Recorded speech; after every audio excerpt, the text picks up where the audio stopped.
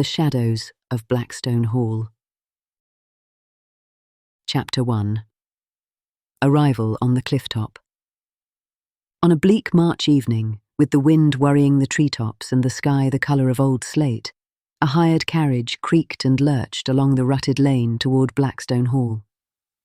Inside, Miss Clara Penwell sat very straight, gloved hands clasped around a modest reticule, determined not to let the rattling of wheels betray the equally insistent rattling of her thoughts.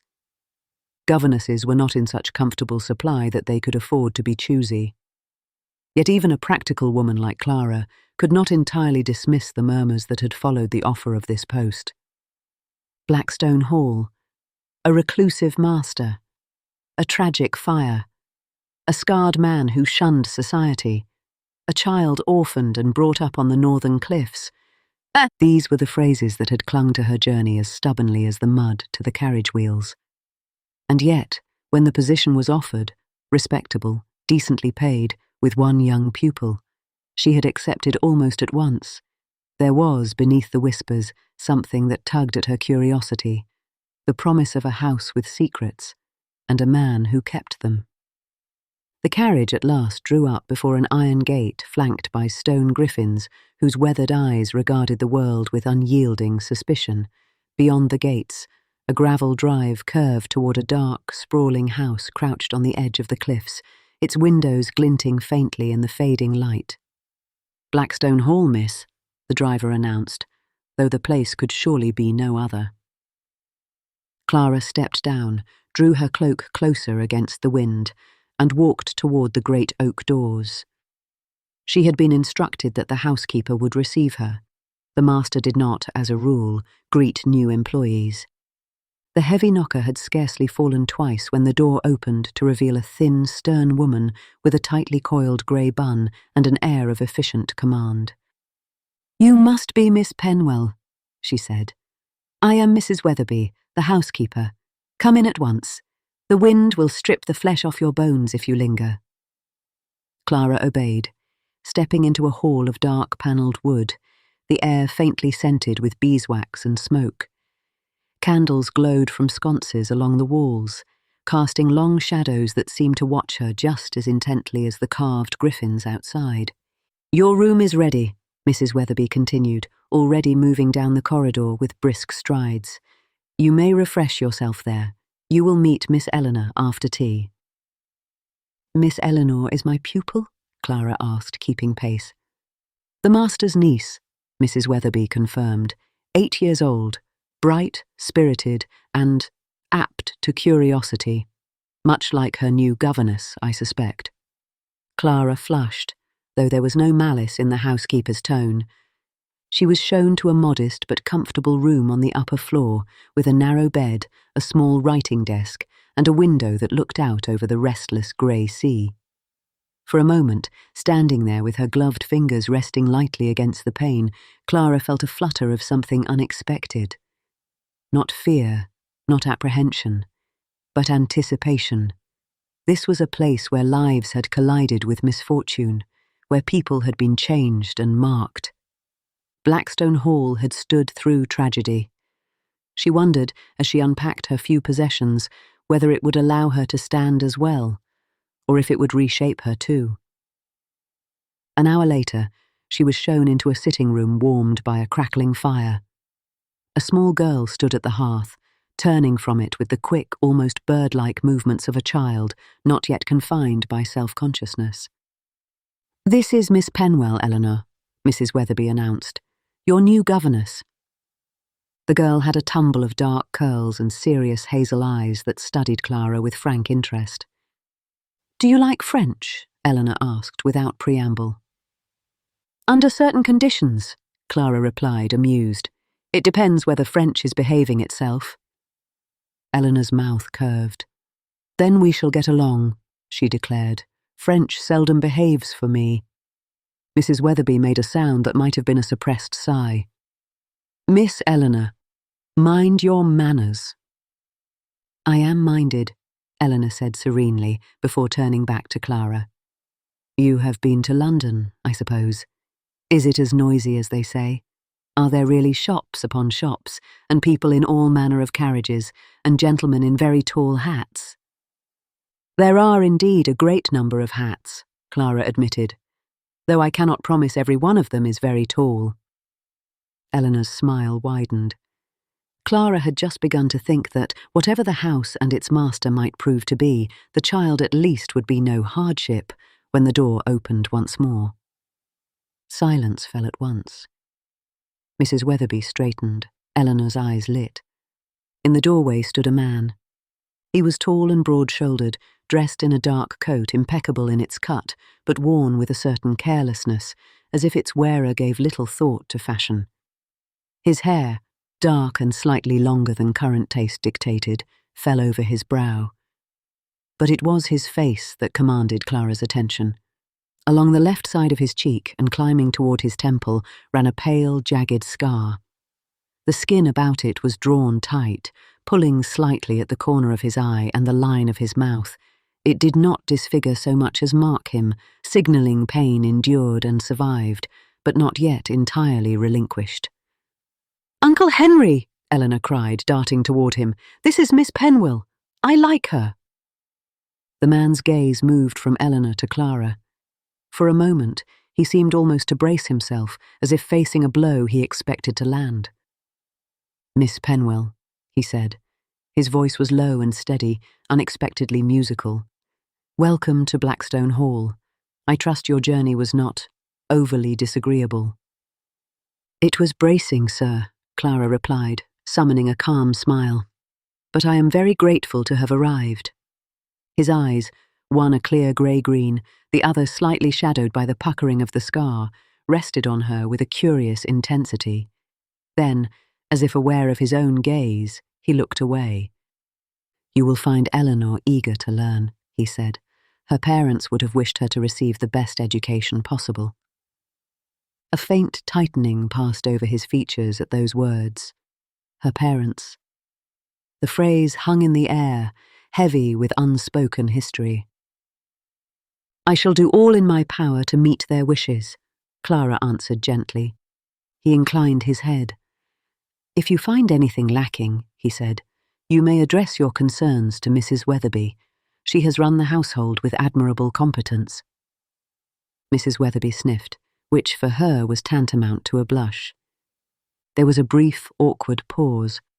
It was as though the man had fulfilled his duty by appearing, and now longed to recede again into whatever solitude he had constructed around himself. "Come, Uncle Henry," Eleanor said, slipping her small hand into his. "You must at least say whether you like her." "Hush," he murmured, though the corner of his mouth almost softened. "It is Miss Penwell's opinion that should matter here, not mine." He met Clara's gaze once more, as if to apologize for the child's frankness. In that moment, she saw not only the scar and the reserve, but the strain in his eyes, the weight of something he carried and did not know how to put down. "Mr. Blackstone," Clara said carefully, "I am glad to be here, and I hope in time you will not dislike the arrangement." A flicker, almost of surprise, almost of gratitude, crossed his face.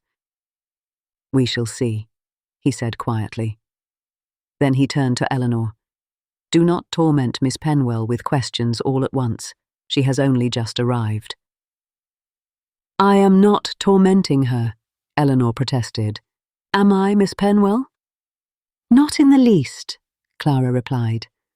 Mr. Henry Blackstone's attention lingered on her a moment longer. Then, with a brief nod, he stepped back through the door and was gone, leaving the room warmer from his presence, and yet somehow more deeply shadowed. Chapter 2. A House of Quiet Secrets. In the days that followed, Clara came to know Blackstone Hall as a place of paradoxes. By daylight, it was almost cheerful.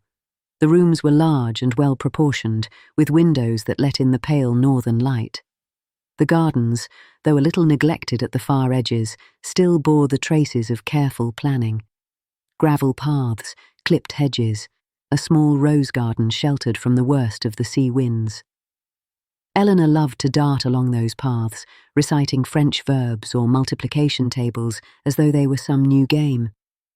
But the hall also held shadows that did not belong merely to the time of day. There was the east corridor, a long passage with tall windows looking over the sea. The servants avoided it, muttering about its unquiet air, and preferred to take longer routes whenever they could. When Clara once asked why, Mrs. Crandall the cook crossed herself and muttered something about that night and bad luck lingering. Mrs. Weatherby, when pressed, dismissed it as foolish talk, but she did not contradict the servant's preference. Clara herself, walking that corridor one afternoon, felt an inexplicable chill, though the sun shone full upon the glass. At intervals along the walls hung portraits, solemn Blackstone ancestors, their painted eyes following her with varying degrees of hauteur or melancholy. Near the end of the corridor, an oblong patch of wall was conspicuously bare, the outline of a missing frame faintly visible. Was there another portrait there? She asked Mrs. Weatherby later. The housekeeper's mouth tightened. There was, she said. The late master and mistress. Mr. Blackstone had it removed after... She broke off. It is not for me to say more. Clara did not press, but piece by piece, the shape of Blackstone Hall's tragedy began to form in her mind. Of Mr. Henry Blackstone himself, she saw more than she had expected, and yet understood little. He moved through the house with a kind of cautious stride, as though careful not to disturb its inhabitants or its memories. He rarely joined them at table.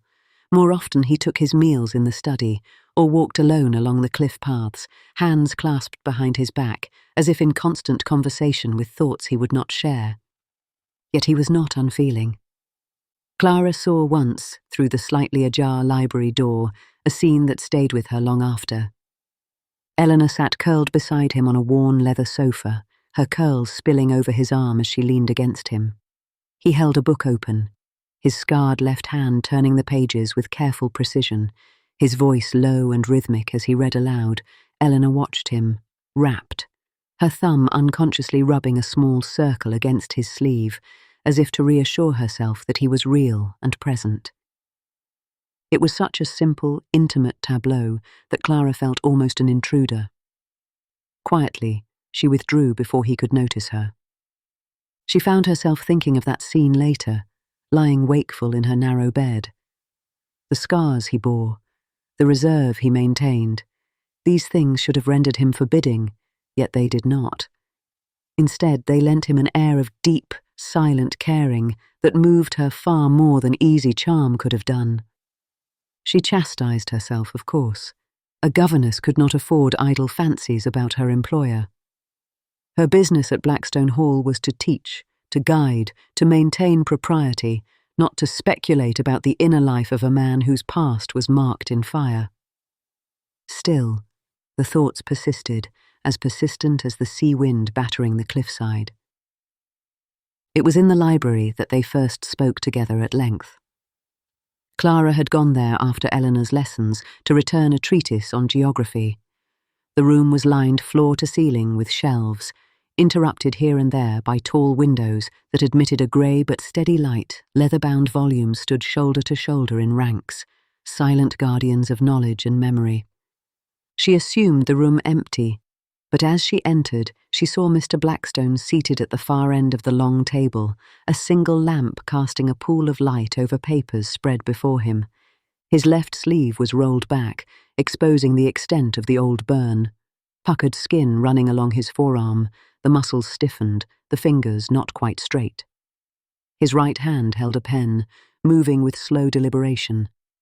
He looked up, startled, when she paused. "Forgive me," she began at once. "I did not mean to intrude." "You are not intruding," he said, though his posture had shifted ever so slightly, as if drawing in. "This is your house as much as mine now, at least in your sphere." She smiled faintly. I think Mrs. Weatherby might dispute that. A fleeting curve of his mouth answered her. "You may be right," he allowed. "Is Eleanor in bed?" "Sleeping peacefully," she said. "Her fever from last week has quite gone." "I am glad of it." The words were simple, but the relief beneath them was unmistakable. Clara hesitated, then moved nearer, drawn by more than politeness. "You care for her a great deal," she observed softly. He looked at her sharply, as if she had touched a nerve. "She is my brother's child," he said, after a brief pause. The last of his line.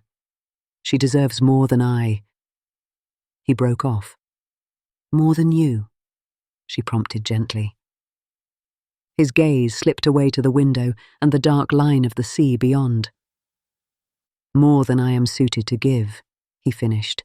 "My disposition is not well adapted to the rearing of a child." Clara studied him. "From what I have seen," she said, "your disposition is one of great care. Perhaps it is not society's idea of cheerful ease, but Eleanor does not seem to require cheerfulness so much as steadiness, and that you possess in abundance." His head turned toward her. The lamplight caught on the scar, emphasizing its jagged path, but it also illuminated his eyes, revealing a depth of feeling that unsettled her composure. "You are very free with your judgments, Miss Penwell," he said quietly. "I do not mean to be presumptuous," she answered, "but I speak only what I have observed." There was a pause, then his gaze softened just a little. "Few people see past the scars," he said almost to himself. "Fewer still speak to what lies beneath them." "I was raised," Clara said, her tone steady, "to value character above appearance." "Then you were raised more wisely than most of society." His mouth twisted slightly on the last word. Silence stretched between them, not uncomfortable but fragile, as if something delicate had been laid upon the table between them and they dared not move too quickly for fear of breaking it. At last she inclined her head. "I shall leave you to your work, sir." "Miss Penwell," he said, just as she turned. She halted.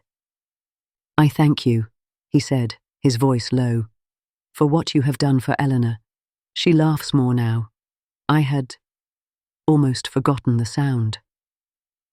Something tightened in Clara's chest. "She is an easy child to love," she replied. "Yes," he murmured, "that is what frightens me." Before she could ask what he meant, he bent over his papers again, effectively dismissing her. She left the library with her heart beating faster than before, a strange mixture of pity and admiration stirring within her.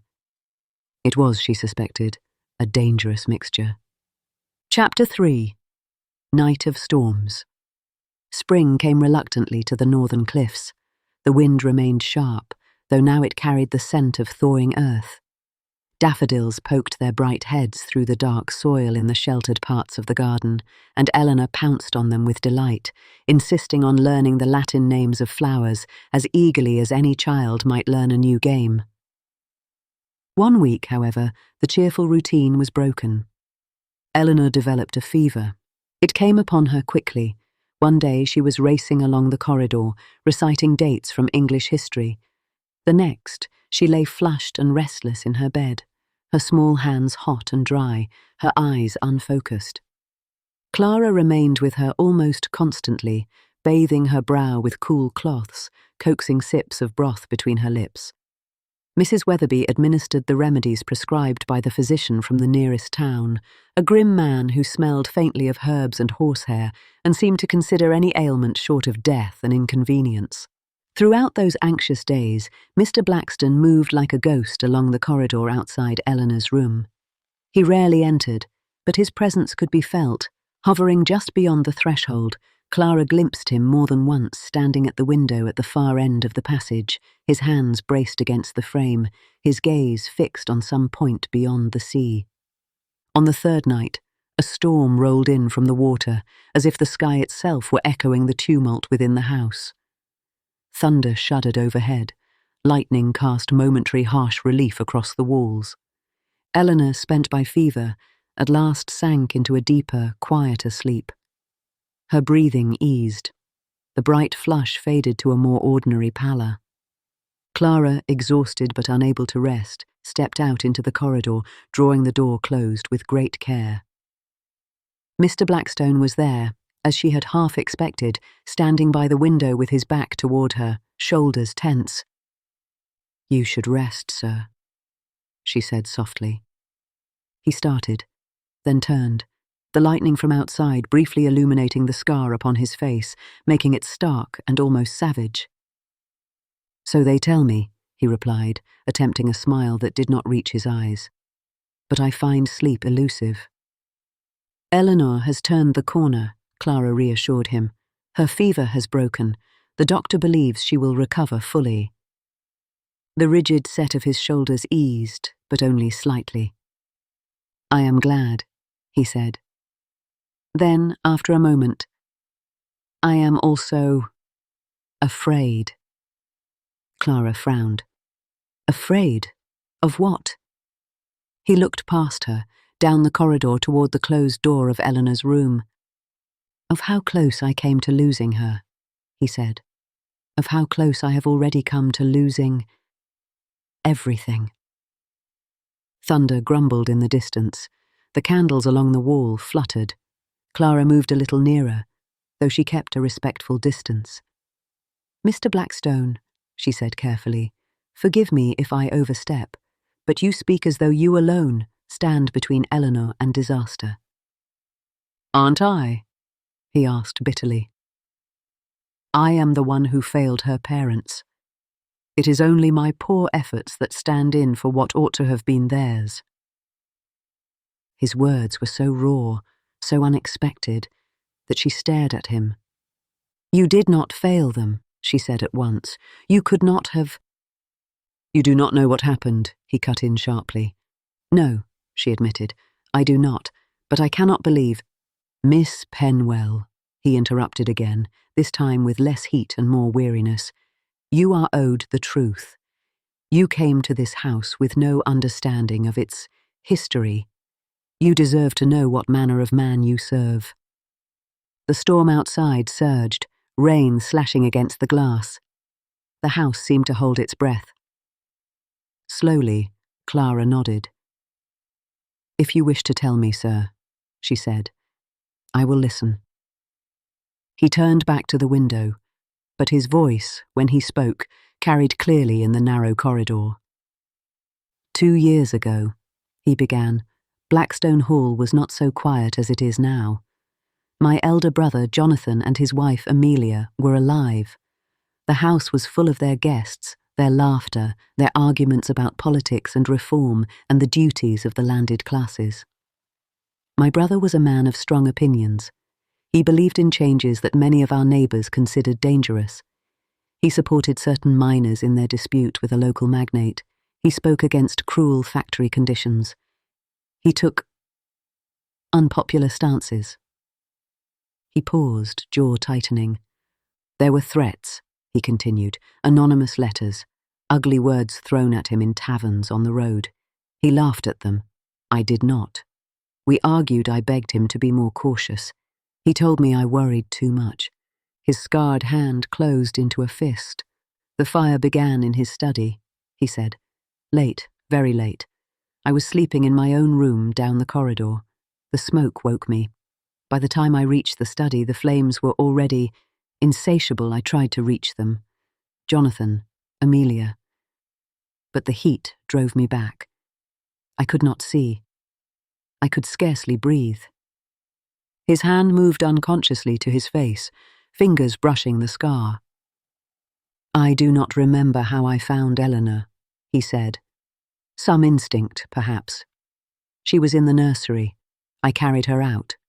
The house was chaos, servants running, shouting, the night sky lit orange. The neighbours came. The fire was contained to that wing, but my brother and his wife—" He swallowed. "They did not escape," Clara whispered. "No." He stared out into the storm. "The local magistrate called it an accident, faulty wiring perhaps, or an unattended candle. But I remembered the letters, the threats, the hostility. I told them I believed it deliberate. They found no proof. And because I survived, because I was the one who carried Eleanor out, some people—" wondered. Clara felt a chill that had nothing to do with the weather. Wondered, she repeated, scarcely believing it. If I had some motive, he said flatly, if I had resented my brother, if there had been quarrels over the estate, if I had, in short, arranged the tragedy for my benefit. That is monstrous, she burst out. Yes, he agreed quietly. Monstrous, and yet monstrous suspicions once whispered prove very tenacious. Guests ceased to come, invitations ceased to arrive, old friends found reasons not to visit. The Blackstone name, once respectable, became a cautionary tale told over teacups. He let out a breath that was almost a laugh, but without the least trace of amusement. I might have fought it, he said, defied them. But grief. He shook his head. Grief makes cowards of us all. I withdrew. It was easier to be the recluse they imagined than to continually prove myself innocent of a crime I did not commit, and in the end, what did their approval matter compared to Eleanor's safety? He turned at last to face Clara fully. You see, Miss Penwell, he said quietly, what sort of reputation attaches to this house? And to me. She held his gaze, unflinching. I see a man who tried to save his family, she said. A man who bears the marks of that attempt on his face and his arm, a man who has punished himself more severely than any gossiping tongue could do. Something flickered across his expression. Pain, yes, but something else as well. A fragile, almost incredulous hope. You should not speak so kindly of me, he murmured. It will only complicate matters. In what way? She asked softly. He hesitated, then stepped closer. The storm rumbled. A sequence of lightning flashes carved the world into stark black and white. In the way, he said, voice low and roughened, that I begin to care too much what you think. I have already allowed your presence to become excessively important to me for a man in my position. That is irresponsible. For a governess dependent on her character and employment, it is dangerous. Clara's heart beat hard against her ribs. Dangerous? Yes. His eyes searched hers with almost desperate intensity. If there were the slightest hint, the faintest shadow of impropriety between us, it would be seized upon by those eager to see sin where none exists. They would say, look at the scarred recluse and his governess in that lonely house on the cliffs. What do you think goes on there? You would be ruined, Miss Penwell ruined, for the sake of a man already half ruined in public estimation. And what of you? She asked, scarcely above a whisper. He gave a short, broken laugh. My reputation is a tattered garment. Yours is a gown still whole. I would not have it torn for my sake. A gust of wind rattled the window. A candle guttered and went out.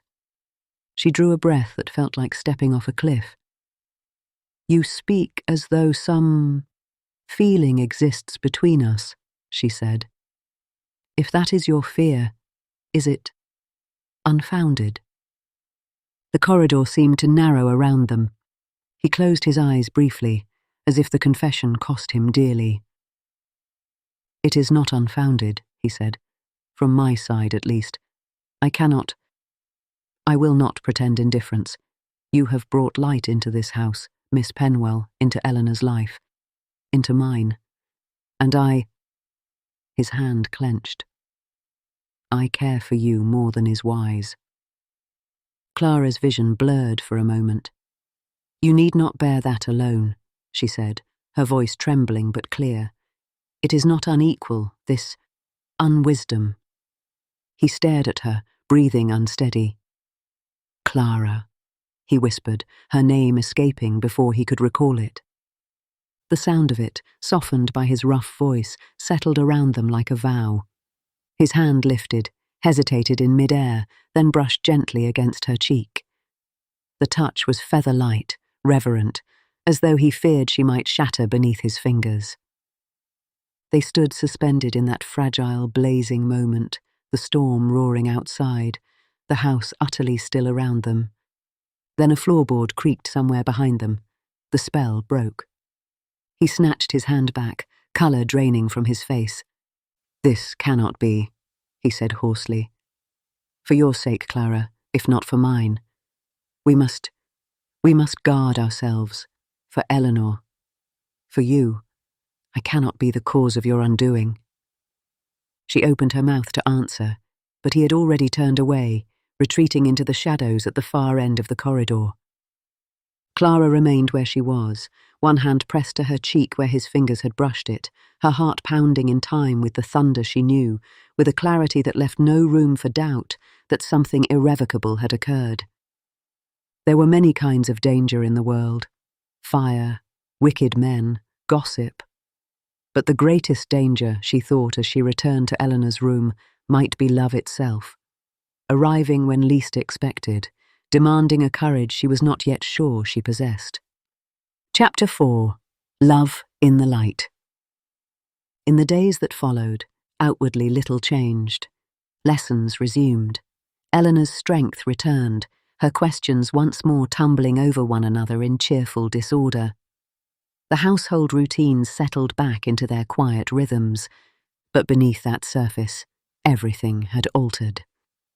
Clara and Mr. Blackstone, who had never been overly familiar, now seemed to avoid each other with almost comical diligence. If she entered the library, he excused himself on some pretext. If he came upon her and Eleanor walking in the gardens, he would nod stiffly and veer off along another path. They never lingered now in the same room without others present. And yet, every time Clara caught some accidental glimpse of him, standing in profile against the light, reading at a window, listening half-hidden in a doorway as Eleanor recited a lesson, her heart tightened with a mingled ache of tenderness and frustration.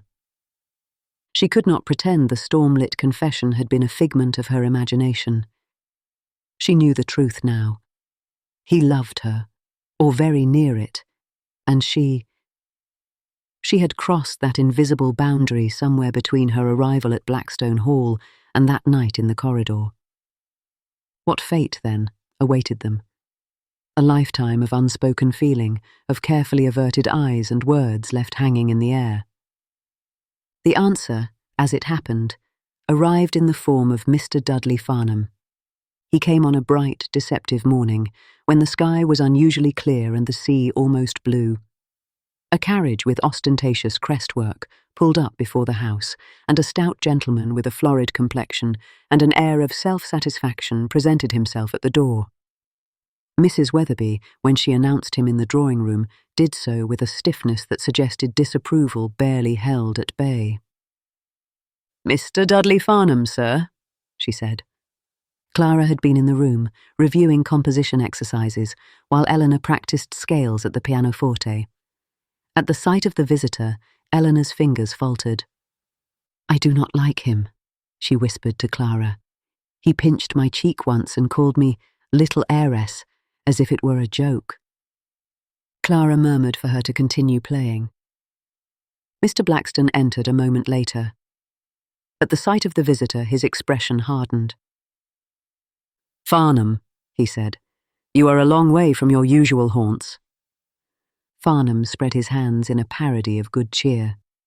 "Henry, my dear fellow, you wound me. May one not call upon his relatives without being treated as an enemy?" "That depends," Henry replied, "on how often the relative in question has behaved like one." Farnham tutted. "Always so sharp. I see the fire did nothing to temper your tongue." Clara stiffened at the crude reference. Henry's jaw tightened. "State your business," he said curtly. "Then go." Farnham sighed. "Very well. I had hoped for a more convivial welcome, but if you insist on bluntness, I shall oblige." His gaze drifted to Clara then, and something unpleasant flickered in his eyes. "And who is this?" he asked with exaggerated politeness. "A new ornament to the household." "This is Miss Penwell, my niece's governess," Henry said, his tone cold enough to freeze. "Ah." Farnham's smile broadened. "How charming. A governess in a house such as this. Society will have its thoughts, of course. Clara felt heat rise in her cheeks, but kept her expression composed. I pay very little attention to society's thoughts, Henry replied. Perhaps you should, Farnham said smoothly. He reached into his coat and drew out a folded paper. Rumours are stubborn weed things, Henry. They grow in any soil and choke more delicate plants. I have heard some particularly pernicious ones lately. About the fire. About you. About your domestic arrangements. Eleanor's fingers stilled on the keys. Mr. Farnham, Clara said sharply, there is a child present. He looked at her as though surprised she could speak. Then he smirked. So there is, he said, though not just any child. An heiress, in fact. And if rumours should attach themselves to her guardian and his governess, think what might be said of the handling of her fortune. That is enough, Henry said, his voice dangerous. Farnham waved the paper. I come not as an enemy, but as a friend, he protested. I am merely pointing out that tongues wag. People talk, but I, being a charitable soul, might consider quieting those whispers, sending a few letters, speaking a few words in drawing rooms, reassuring people that there is nothing untoward going on here. And in exchange? Henry asked, his tone flat. Farnham smiled with satisfaction. A small consideration, he said. A modest allowance, perhaps, a little recognition for a kinsman who has been overlooked. Blackmail, then, Henry said. Farnham looked wounded. Such a harsh term. It is the correct term, Henry replied, and you may take your blackmail and yourself out of my house at once. Colour rose in Farnham's face. His gaze darted to Clara again. You may wish to reconsider, he said slowly. After all, reputations are fragile, a governess's more so than most. People are already disposed to view you with suspicion, at a pretty young woman in your employ, isolated here on these cliffs. He shrugged. Why, they will write a gothic novel of it. A scarred recluse, a governess, a child heiress. It almost writes itself. Eleanor gave a small, distressed sound. Clara crossed swiftly to her and laid a hand on her shoulder. You will be silent, Henry said, his voice low. Farnham laughed, a short, ugly sound. Have I touched a nerve? Oh, Henry, Henry. You always did imagine yourself above the judgments of others, but they are not above judging you. And if I were to hint, here and there, that there is more than meets the eye between you and Miss Penwell. He did not finish the sentence. Henry had crossed the room in 2 strides and seized him by the lapels, his scar standing out lividly against his skin. You will not speak her name again, he said softly, with a menace that chilled. You will not breathe one word of slander about her, or about me, or about this house. If you do, I will spend every last shilling I possess to see you excluded from every respectable circle in this county and beyond. You know I have the means and the will to do it. Farnham's face had gone pale. You would not dare, he stammered. Try me, Henry said. For a moment, the 2 men glared at one another, breath mingling. Then Henry released him with a sharp push. Get out, he said. Farnham stumbled, caught himself, and straightened his coat with trembling hands. You have made an enemy today, he said, his voice unsteady. Do not think I will forget it. You were an enemy already, Henry returned. The only difference now is that I have stopped pretending otherwise. Farnham's gaze slid to Clara one last time, full of malice. My condolences, Miss Penwell, he said smoothly. I fear you have attached yourself to a sinking ship. She met his eyes without flinching. I would rather sink honourably, she replied, than stay afloat by clinging to cowards. His mouth thinned. Without another word, he turned and stalked from the room. The front door slammed a moment later. Silence descended, broken only by Eleanor's quick, uneven breaths. Henry stood where he was, shoulders still taut, hands clenched at his sides. The fierceness that had flared in him was ebbing now, leaving behind a raw, strained weariness. "I am sorry you were subjected to that," he said at last, without turning. "Both of you. I had hoped to shield you from such ugliness." "What did he mean?" Eleanor asked, her voice small. "Why did he say those things about Uncle Henry? About you, Miss Penwell?" Clara knelt beside her. "He was being unkind," she said simply, "and untruthful. Sometimes men who want money will say anything to obtain it." "Will he hurt us?" Eleanor whispered. "No," Henry said firmly, facing them at last. "I will not allow it." His gaze fell on Clara. For a moment, something naked and unguarded showed in his eyes. "You see now," he said quietly, "what your association with this house costs you. It gives men like Farnham weapons to use against you. He is not the only one who might wield them. I cannot, will not, risk your future in such a way." "And what do you propose?" Clara asked, rising to her feet, her heart beating fast. "That you leave," he said, the words clearly costing him. "Find a post elsewhere. Somewhere your talents will be valued and your reputation untouched by scandal. I will see you provided with the best references. No one need know the true reason. But you must go, Clara, for your own sake." Eleanor let out a cry. "No, you cannot send her away, Uncle Henry. I will not have any other governess. I will not learn my French verbs for anyone else." "Eleanor," he said gently, "you do not understand." "I understand enough," the child protested hotly. "Miss Penwell is kind. She makes the house feel less lonely. If she goes, I shall—" Her face crumpled. "I shall hate you." The words struck him like a blow. Clara saw it in the tightening of his mouth, the flinch in his eyes. "Hate is a harsh word," he said softly. "You may use it when you are older, if you still feel it. For now, perhaps you might say you would be very displeased with me." Eleanor sniffed. "I should be entirely miserable," she amended. Then she flung herself into Clara's arms. "You will not go, will you?" she pleaded. "Please say you will not go." Clara held her close, her own eyes stinging. "I cannot answer that just yet," she said, "but I promise you this.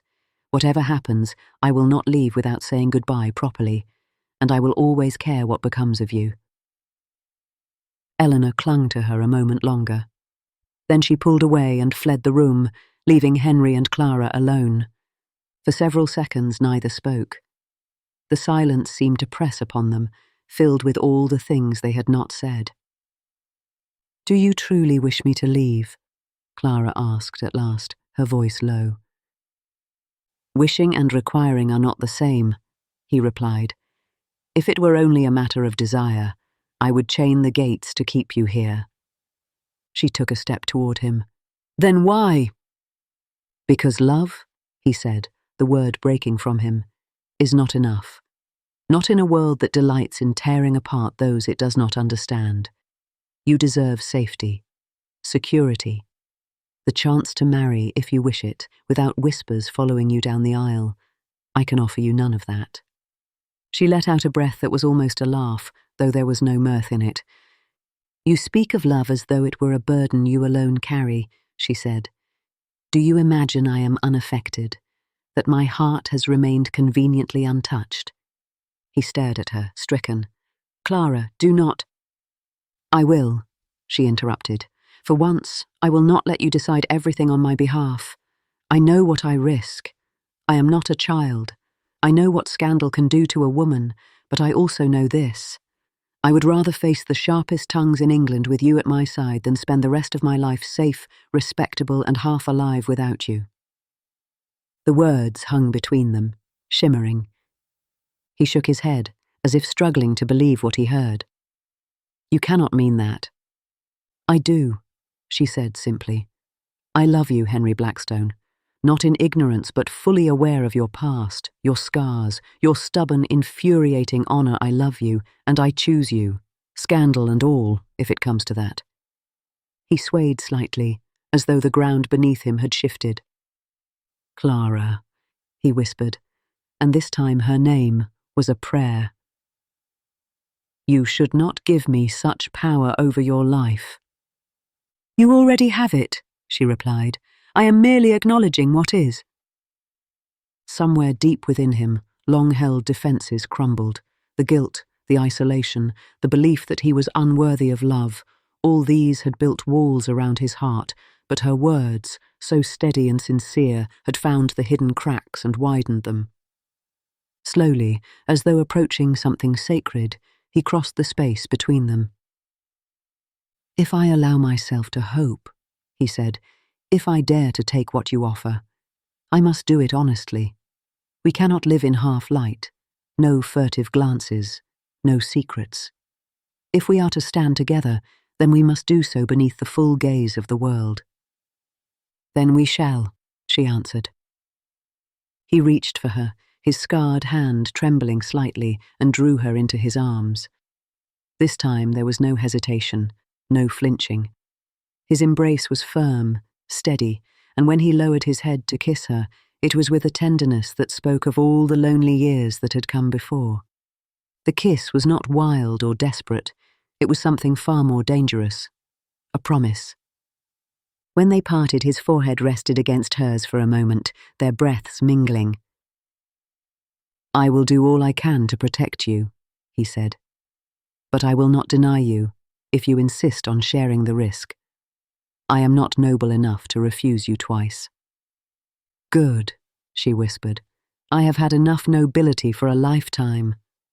The weeks that followed were not without difficulty. There were letters to be written, to trustees, to solicitors, to distant relatives with opinions and no real rights. There were discussions with Eleanor's guardian-in-law, a cautious man who had assumed Henry wished only to remain alone. There were rumours to endure, some cruel, some merely curious. Mr. Dudley Farnham, once he understood that Henry was willing to meet him in the realm of law rather than fear, grew less bold. Henry's solicitor, a calm and sharp-eyed man, made it clear that any slander would be met with swift legal retaliation, and that certain irregularities in Mr. Farnham's own financial affairs might come under scrutiny if he proved troublesome. Society, confronted with the possibility of scandal, prepared itself, as it always did, to be entertained. But when the expected drama failed to materialize, no elopement, no disgrace, no tearful dismissal, the more sensational tongues moved on to fresher prey. Within Blackstone Hall itself, the change was profound. Eleanor, when told that Miss Penwell would not be leaving after all, but would instead become Aunt Clara in the proper course of time, threw her arms about both of them and declared that her parents must be smiling in heaven. I knew it, she said with comfortable certainty. You were already like a family. Now you will just be it properly. Henry's eyes had misted then, and he had looked at Clara with a gratitude that needed no words. Their wedding, held that autumn when the leaves turned gold and rust along the cliffside, was not grand by fashionable standards. A few close friends attended. Henry's solicitor, the physician, a neighbouring clergyman and his good-natured wife Mrs. Weatherby stood stiff and teary in the back pew. Mrs. Crandall wept openly into her apron. Eleanor, in a white frock with a wreath of late roses in her hair, carried the ring on a silver tray and took her responsibilities very seriously indeed.